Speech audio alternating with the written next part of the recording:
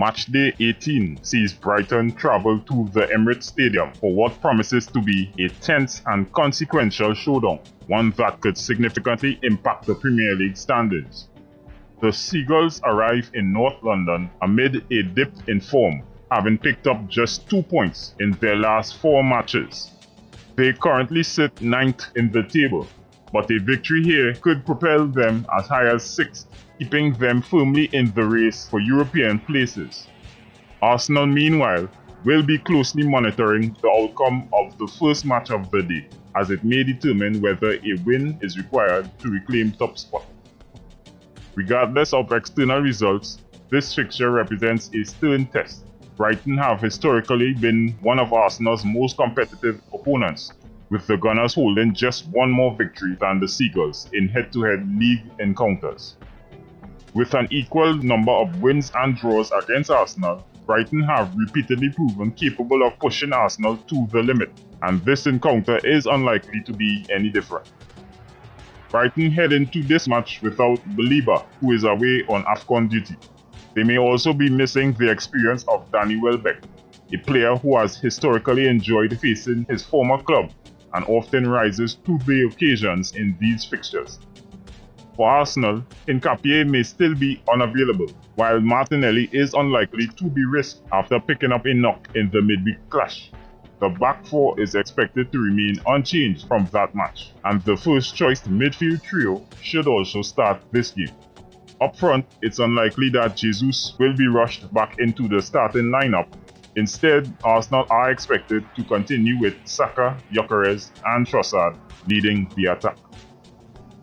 Unlike their earlier EFL Cup meeting with Arsenal, where Brighton operated in a 3-4-3 system, this side is expected to line up in a more familiar 4-2-3-1 formation.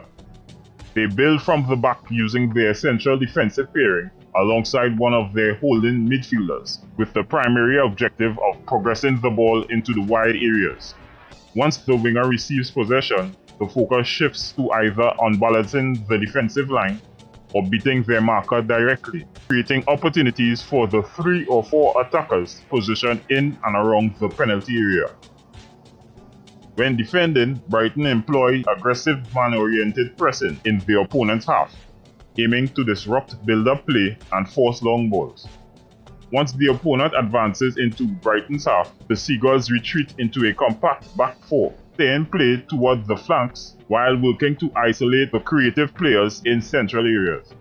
They are particularly proactive when opponents attempt to switch play, applying pressure quickly to prevent changes in attacking direction. Upon losing possession, Brighton press intensely, either to immediately regain the ball or force a backward pass and reset the defensive shape. When facing teams that operate with a high defensive line, Brighton's offensive transitions are fast and direct, supported by multiple runners capable of rapidly advancing into attacking positions on the opposite end of the pitch. The majority of Brighton's goals originate from wide areas. Their flank play often leads to crosses, cutbacks, or incisive through balls aimed at attackers arriving centrally. They excel at drawing defenders out of position and capitalizing on the chaos that follows. Brighton are most vulnerable to quick, incisive passes played in front of their defensive line. When chasing the game, they also become susceptible to long balls over the top, particularly during fast counterattacks that exploit the space behind their backline. Brighton's greatest strength lies in their consistency in chance creation through wide play. Additionally, their ability to increase pressure late in matches ensures they remain competitive until the final whistle. However, their biggest limitation in this fixture could be the absence of Welbeck. Without his presence as a focal point, Brighton lose a key source of physical pressure on Arsenal's defense. Against the league's strongest defensive unit, this significantly limits the number of quality chances they are likely to create. For Arsenal's game plan, they should look to exploit Saka's advantage on the right flank. His ability to drive past defenders is likely to open space in central areas, creating opportunities for Trossard, Gyokeres, or even Declan Rice to attack the box and finish chances. Defensively, Arsenal must remain alert to Brighton's quick counter-attacks. Minter is expected to be Brighton's primary threat on the break. Rice and Lewis Kelly will need to be proactive in tracking his runs and prevent him from delivering cutbacks or crosses into dangerous areas. Taking all factors into account, I'm predicting a scoreless draw. Unless Arsenal rediscover their cutting edge in front of goal, it's difficult to see recent performances translating into goals against this Brighton side. With Brighton particularly dangerous in the late stages of the match, their best opportunities to steal all 3 points may come late on. Arsenal will need disciplined patience and defensive concentration to avoid another defeat in the league. This fixture represents a crucial test of Arsenal's title credentials and an early indicator of their resolve as the season progresses.